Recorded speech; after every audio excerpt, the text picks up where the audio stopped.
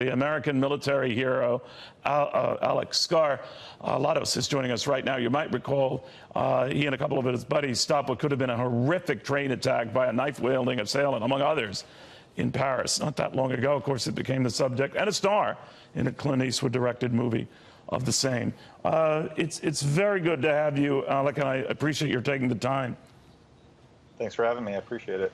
You know, I was thinking of you, Alek, because in that case, it was a knife-wielding crazy guy, right? I mean, we're so focused on guns, but if you have a knife and you're hell-bent on killing people, you're hell-bent dangerous, right? Well, he had a AK-47 and a handgun as well, but fortunately for us, he didn't know how to operate them that well. What made you do what you did? I mean, the reason why I asked was that there's always this divided school of thought. Do you take on the attacker when he comes into a school, or in this case, a train, or what do you do? I mean, I don't think I can speak on that. In our situation, it made sense for us to do what we did just because we had no place to go. We were going to die anyway, so we just kind of gave it a shot, and it all worked out. So you were weighing it. We're in deep trouble one way or the other, but we might as well go out fighting. Could you just go through the event itself? Yeah, sure. Well, we were just kind of sitting there playing on our phones or asleep, and I heard a gunshot and breaking glass come from behind me. So I turned around basically to see what was going on. And there was a terrorist with an AK-47 standing there. Spencer, who was on the aisle seat, woke up. So I tapped him on the shoulder and said, basically, go get him. He took off, made it to the guy and tackled him. Then I followed up and took his weapons, and we just kind of beat him up. Spencer put him in a chokehold.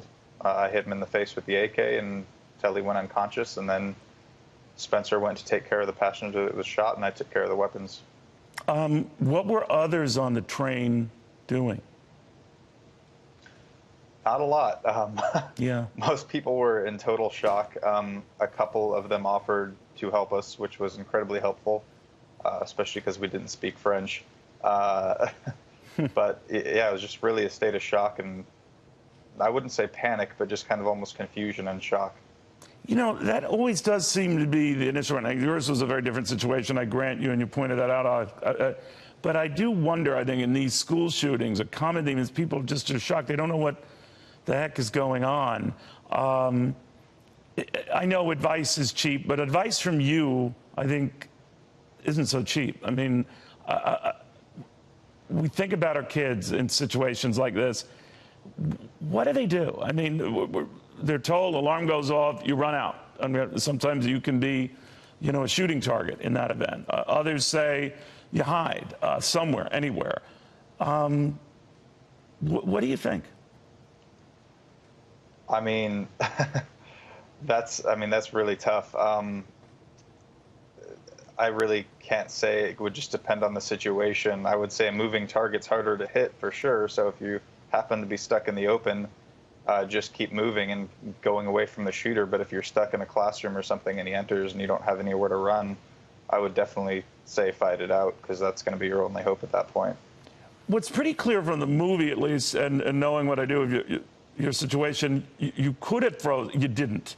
But a lot of people, quite naturally, I don't care whether they're from France or the United States or anywhere in between, they freeze. Understandably, they freeze.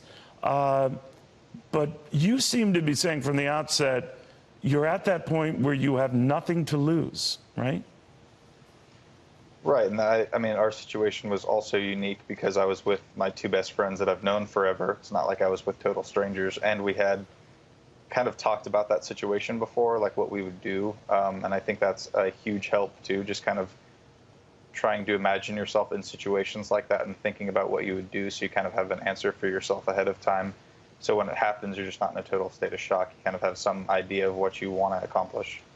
You know, this is ancillary to that, but I was always fascinated how when Clint Eastwood was putting this movie together, he didn't want to use actors. He wanted to use you and your buddies, the actual heroes. Now, I know you have dismissed the hero term, so I'll leave it at that. But what did you think of that? And that he wanted to do a movie based on what you guys did, starring you guys?